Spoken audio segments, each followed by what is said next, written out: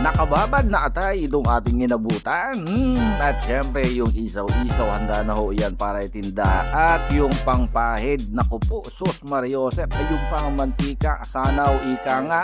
At yan ang ating pupunasan ng mantika na may konting ketchup, balat, isaw, at saka ano pa bang meron tayo dyan? Uy, ito, balat ito ng baboy. At ito yung isaw, at syempre yung ating panglahid, ika nga.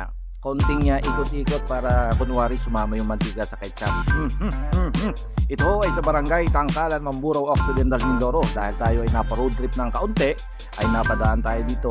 Yan na, konting pahit-pahit kasi yan ho ang ating ilalagay sa kanilang grilled. Yan. Yuhu! Talaga namang mausok-usok at naaamoy ninyo siguro ang ating iniisaw na ito, ang ating iniihaw. So, alam naman natin kung ano yung isaw-isaw na yan, bituka ng manok. Alam mo naman ng Pinoy, talagang malikain kung anong pwedeng kainin. Nandyan at iniahayin. Konting paypay, pag nainitan, pwede nang kainin.